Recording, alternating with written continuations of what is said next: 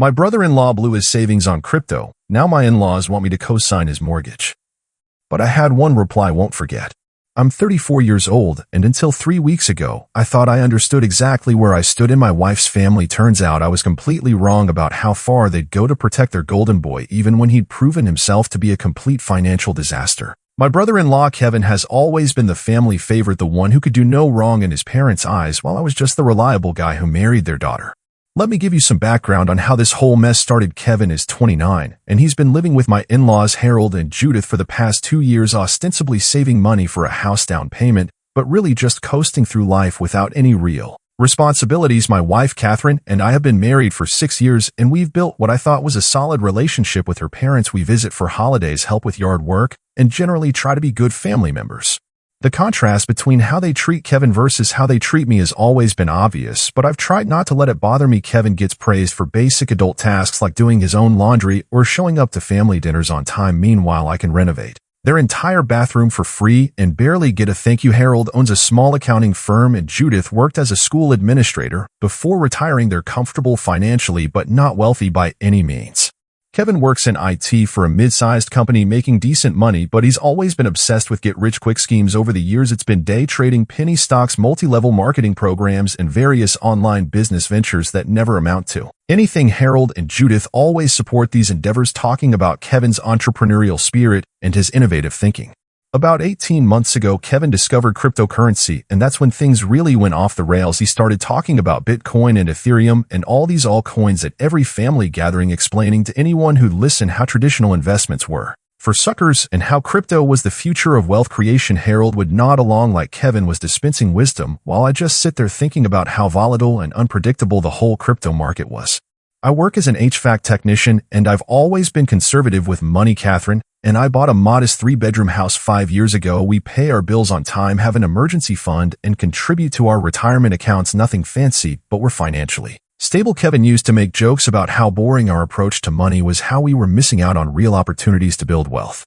The warning signs were obvious to anyone paying attention. Kevin started checking his phone constantly during family dinners, monitoring crypto prices and talking about massive gains he was supposedly making. He'd show us screenshots of his portfolio, claiming he'd doubled or tripled his investments, but he never seemed to actually cash anything out. It was always about holding for even bigger gains. Catherine started getting worried about 6 months ago. She tried to talk to Kevin about diversifying his investments or at least taking some profits, but he'd brush her off, saying she didn't understand the technology or the market dynamics. Harold and Judith would back him up, talking about how young people needed to take risks to build wealth. Then about 4 months ago, Kevin started acting differently. He wasn't bragging about his crypto gains anymore, and he seemed stressed all the time. When Catherine asked him about it, he'd change the subject or make vague comments about market volatility being temporary. Harold and Judith didn't seem to notice, or maybe they were choosing not to notice. The truth came out 3 weeks ago during what was supposed to be a normal Sunday dinner. Catherine and I arrived at her parents' house to find everyone sitting around the dining room table with serious expressions. Harold looked like he'd aged 5 years since the last time I'd seen him. Kevin had lost everything, not just his crypto investments, but money he borrowed against his 401k, credit card, cash advances, and even some funds he convinced Harold and Judith to lend him for what he claimed were sure-thing investments. The total damage was somewhere around $80,000. When Harold explained the situation, I couldn't believe what I was hearing. Kevin hadn't just gambled away his own money, he'd taken advantage of his parents' trust and love to fund his cryptocurrency addiction. Harold and Judith had given him $15,000 from their retirement savings because Kevin had convinced them it was a guaranteed return. But here's what really got to me. Instead of holding Kevin accountable for his terrible decisions, Harold and Judith were already talking about how to fix the situation. They'd been to a bank and learned that Kevin's credit was too damaged for him to qualify for a mortgage on his own, which meant he couldn't move forward with buying a house.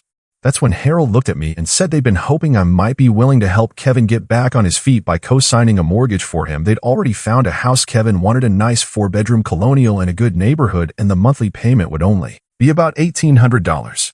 Only $1,800, like that was pocket change. Harold explained that Kevin had learned his lesson and was completely done with risky investments. He just needed someone with good credit to help him qualify for the loan. Catherine was looking at me expectantly, and I could tell she thought this was a reasonable request. I sat there trying to process what they were asking me to do. They wanted me to put my financial future at risk to bail out someone who'd just proven he had absolutely no judgment when it came to money. Kevin hadn't even apologized for losing his parents. Retirement savings, he was sitting there looking sullen like he was the victim in all this. That's when I realized this family's dysfunction ran deeper than I'd ever imagined. They weren't asking Kevin to face consequences for his actions. They were asking me to enable him to continue living beyond his means, and they expected me to be grateful for the opportunity to help. After Harold made his request, the room went quiet. Everyone was looking at me, waiting for my response. I could see Catherine's hopeful expression and Harold and Judith's expectant faces. Kevin was staring at his hands like he was embarrassed, but not nearly embarrassed enough for someone who'd just blown $80,000.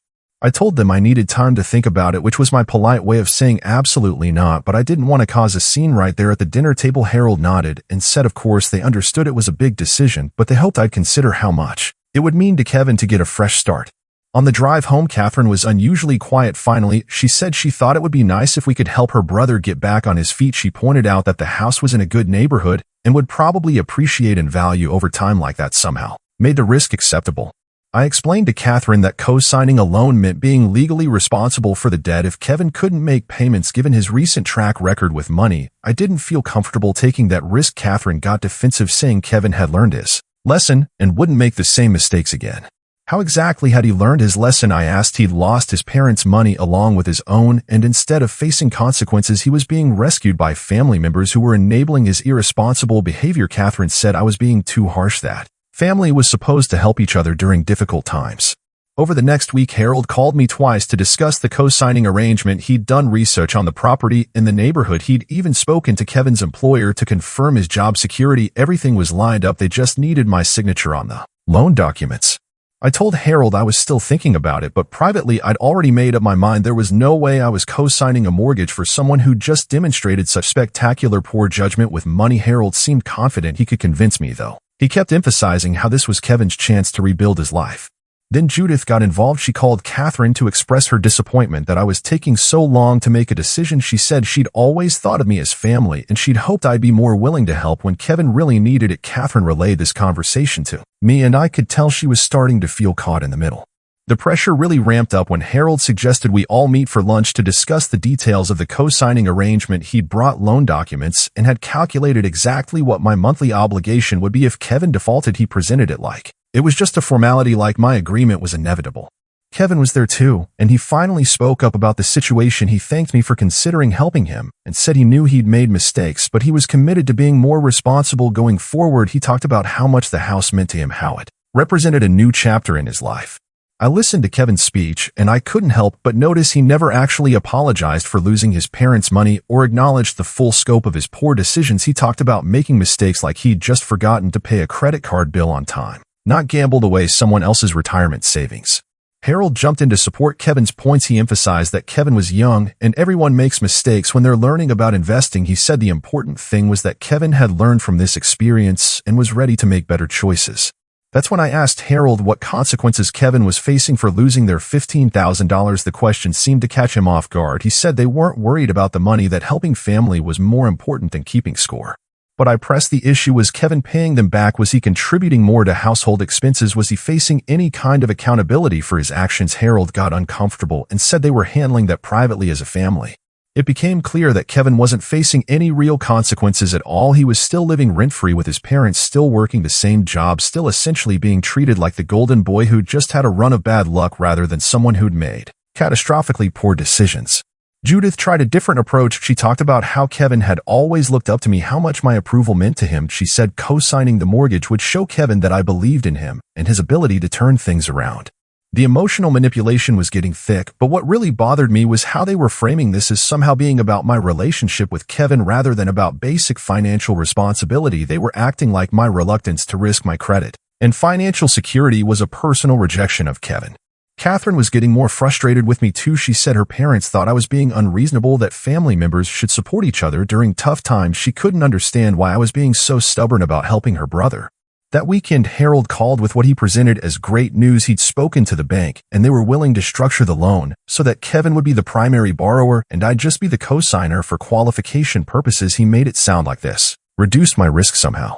I explained to Harold that being a co-signer meant being fully responsible for the debt regardless of how the paperwork was structured. If Kevin missed payments, it would affect my credit. If he defaulted, I'd be legally obligated to pay the full amount. Harold seemed surprised that I understood the actual implications of co-signing. Then Kevin called me directly, which was unusual. We'd never been close and rarely spoke one-on-one. He said he understood my concerns but wanted to assure me personally that he would never let me down. He learned his lesson about risky investments and was focused on building a stable future. I asked Kevin what his plan was for rebuilding his savings, how he intended to avoid future financial disasters. He gave me vague answers about being more careful and diversifying his investments, but he couldn't provide any specific details about budgeting or financial planning. That conversation confirmed what I already knew. Kevin hadn't learned anything meaningful from his crypto disaster. He was just looking for someone else to enable his continued irresponsibility, and his family was pressuring me to be that enabler. But they had no idea what my response was going to be. Instead of giving Harold and Judith an immediate answer, I decided to do some research of my own. If they wanted me to co-sign a mortgage for Kevin, I was going to learn everything I could about his actual financial situation, not just the sanitized version his parents were presenting.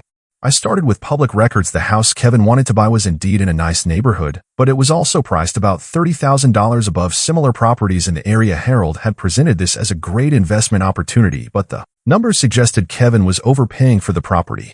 Then I did something that felt a little sneaky but necessary. I asked Catherine to find out more details about Kevin's crypto losses. She was reluctant at first, but eventually agreed to talk to him about exactly what had happened. She came back with information that made the situation even worse than I'd thought.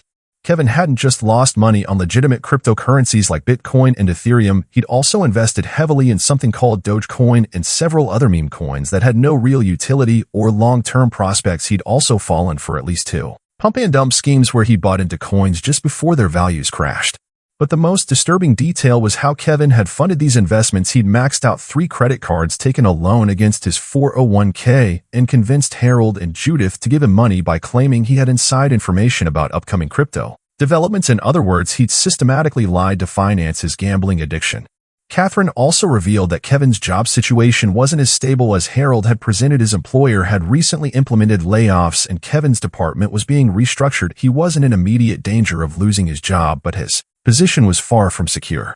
I decided to look into Kevin's employment history and discovered he'd been fired from his previous job for inappropriate use of company computers. Apparently, he'd been trading crypto during work hours and using company internet to research investments. This was information Harold and Judith either didn't know or had chosen not to share with me. The more I learned, the clearer it became that Kevin's crypto losses weren't just bad luck or poor timing. They were the result of compulsive gambling behavior and consistently poor decision-making. He'd ignored every warning sign, chased every get-rich-quick scheme, and lied to his family to fund his addiction. But what really opened my eyes was a conversation I had with my neighbor Jake, who works in banking. I asked him hypothetically about co-signing mortgages and what risks were involved. Jake explained that co-signers are often left holding the bag when primary borrowers default, especially when those borrowers have already demonstrated financial irresponsibility.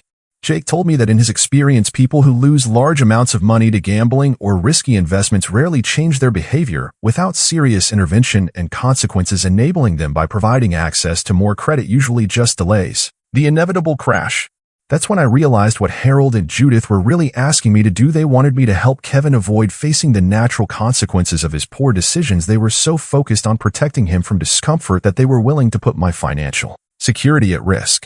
I also discovered that Harold's accounting firm had been struggling recently. Several clients had left, and he'd had to reduce his staff by 2 people. The $15,000 they'd given Kevin represented a significant portion of their liquid savings, and losing it had put them in a precarious position financially.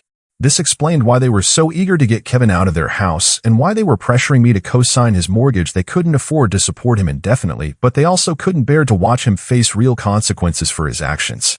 The final piece of information came from Catherine herself, who admitted that Kevin had asked her and me for money several times over the past year, small amounts that he'd claimed were for car repairs or emergency expenses, but which we now knew had probably gone toward funding his crypto investments. When I asked Catherine why she hadn't told me about these requests, she said Kevin had asked her not to mention them to me because he was embarrassed about needing help. She'd given him about $1,200 total money that had come out of our joint account without my knowledge. I felt betrayed not just by Kevin's deception but by Catherine's willingness to hide his financial problems from me. She'd been enabling his irresponsible behavior just like her parents, and now they all expected me to take it to the next level by co-signing a mortgage. That weekend, I sat down with Catherine and laid out everything I'd discovered about Kevin's situation: the overpriced house, his unstable employment history, the full extent of his crypto losses, and the pattern of deception he'd used to fund his gambling Catherine was shocked by some of the details, particularly about Kevin being fired from his previous job for trading during work hours. She'd known he was interested in crypto, but she hadn't realized the extent of his obsession or the lies he'd told to finance it. I explained to Catherine that co-signing Kevin's mortgage wouldn't help him. It would just enable him to continue avoiding responsibility for his actions. What Kevin needed was to face real consequences for his poor decisions, not another bailout from family members. Catherine started to understand my position, but she was worried about how her parents would react if I refused to co-sign the loan. She said they'd invested so much emotional energy in Kevin's house purchase that my refusal would devastate them. That's when I realized the whole family had been sucked into Kevin's fantasy. They were all so invested in the idea of him being successful that they couldn't see how their enabling behavior was actually making things worse. I told Catherine I'd made my decision about the co-signing request and that I'd be sharing it with her parents soon, but first I wanted to give her a chance to prepare for their reaction because it wasn't going to be what they expected. I'd spent weeks being patient and diplomatic, trying to find a way to refuse their request without causing family drama, but my research had convinced me that being diplomatic wasn't going to work. Harold and Judith were too invested in protecting Kevin to accept a simple no. They needed to understand not just that I wasn't going to co-sign the mortgage, but why their approach to Kevin's problems was fundamentally flawed, and they needed to hear it in terms they couldn't dismiss or rationalize away. What I was about to tell them would change the entire dynamic of our relationship, but sometimes the truth is more important than keeping the peace. The showdown happened the following Sunday at Harold and Judith's house. They'd arranged another family dinner specifically to finalize the co-signing arrangement. They'd even prepared the loan documents and had them spread out on the dining room table when Catherine and I arrived. Kevin was there looking more optimistic than I'd seen him since the crypto crash. Harold had obviously told him that my agreement was just a formality, that we were just working out the final details. Judith had made Kevin's favorite meal and the whole atmosphere felt celebratory. After dinner, Harold cleared his throat and said he appreciated my willingness to help Kevin get back on his feet. He started going through the loan documents, explaining the terms and pointing out where my signature would be needed. Kevin was nodding along eagerly and Catherine was looking nervous. I let Harold finish his presentation, then I stood up and said I had something important to tell everyone. The room went quiet and all eyes turned to me. I could see the expectation in their faces. They were all assuming I was about to agree to co-sign the mortgage. Harold, I said, looking directly at him, I've given this a lot of thought and I've done extensive research on Kevin's financial situation and the house he wants to buy, and my answer is absolutely not. The silence that followed was deafening. Harold's face went from confident to confused to angry in about 3 seconds. Judith looked like I just slapped her. Kevin's mouth actually fell open. But I wasn't finished. I continued explaining that Kevin hadn't just made mistakes with cryptocurrency, he'd engaged in systematic financial fraud. He'd lied to his family about having inside information, he'd stolen time from his employer to trade during work hours, and he'd manipulated everyone around him to fund his gambling addiction. Harold tried to interrupt, but I held up my hand.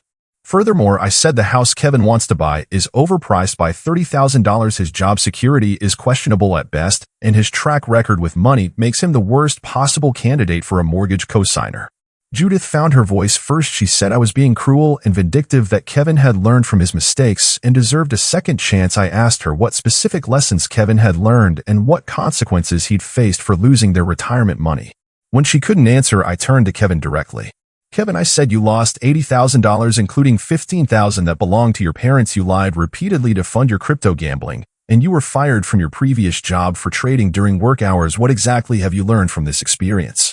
Kevin stammered something about being more careful in the future, but he couldn't articulate any specific changes he'd made to his approach to money or investing. He was still the same person who'd made catastrophically poor decisions, just looking for someone else to enable his continued irresponsibility. I pulled out a folder with all the research I compiled and spread it across the table. Harold, I said, since you're an accountant, I thought you might appreciate seeing the actual numbers. I showed them documentation of Kevin's employment history, including the termination from his previous job, the details of his crypto investments, including the meme coins and pump and dump schemes, and the current market analysis showing the house was overpriced. But the document that really got their attention was a timeline I'd created showing every lie Kevin had told over the past 18 months and every time family members had given him money based on those lies. Harold studied the papers with growing horror. He hadn't known about Kevin being fired or about the specific types of crypto investments Kevin had made. Judith was reading over his shoulder, and I could see her face getting paler with each revelation. You want to know what Kevin has learned from this experience? I continued. He's learned that his family will always bail him out no matter how irresponsible his behavior becomes. He's learned that he can lie and manipulate and still be treated like the golden boy who just needs another chance. Catherine was staring at her brother like she was seeing him clearly for the first time. Kevin was looking down at the table, unable to meet anyone's eyes. I wasn't done, though. Harold, you gave Kevin $15,000 from your retirement savings based on his lies about having inside information about crypto investments. That money is gone forever because Kevin gambled it away on joke currencies and scam schemes. Now you want me to risk my credit and financial security to help him buy an overpriced house while he faces zero consequences for his actions. You want me to enable the same behavior that already cost you $15,000. The room was completely silent. Harold was still staring at the documents, trying to process everything. Judith looked like she might cry. Kevin was sitting perfectly still, like he was hoping everyone would forget he was there. But here's what really bothers me about this situation, I continued. You've spent months pressuring me to co-sign this mortgage, but you never once asked Kevin to pay you back the money he lost. You never required him to get financial counseling. You never made him contribute more to household expenses. Nothing. Instead, you decided that the solution to Kevin's irresponsible behavior was to give him access to even more money through a mortgage he can't qualify for on his own. I looked around the table, making eye contact with each of them. So here's my response to your request. I will not co-sign Kevin's mortgage. I will not enable his continued financial irresponsibility, and I will not pretend that what he did was just a mistake that everyone should overlook. If Kevin wants to buy a house, he can rebuild his credit, save for a down payment, and qualify for a mortgage on his own like every other responsible adult. If you want to help him, you can require him to pay back the $15,000 he lost, get professional financial counseling, and prove that he's actually changed his behavior. Harold finally looked up from the documents. His face was red, and he was clearly angry, but when he started to speak, I could tell he knew I was right. You've made your point, he said stiffly, but you're being unnecessarily harsh. Kevin is family. Family, I repeated, then treat him like family. Hold him accountable for his actions. Help him become a better person instead of enabling his worst impulses. I stood up and gathered my papers. Catherine and I are leaving now. When you're ready to have an honest conversation about Kevin's problems and real solutions that don't involve me risking my financial security, let me know. As we walked to the car, Catherine was quiet. I could tell she was processing everything she'd learned about her brother and her family's dysfunction. 3 weeks later, Kevin moved out of Harold and Judith's house, not into his dream home, but into a small apartment he could actually afford. Harold called to apologize for pressuring me and admitted they'd been enabling Kevin's behavior. Kevin himself has been radio silent, but Harold mentioned he started seeing a financial counselor and has been making small payments toward the money he owes his parents. Sometimes the kindest thing you can do for someone is refuse to enable their worst behavior, even when their family expects you to play along.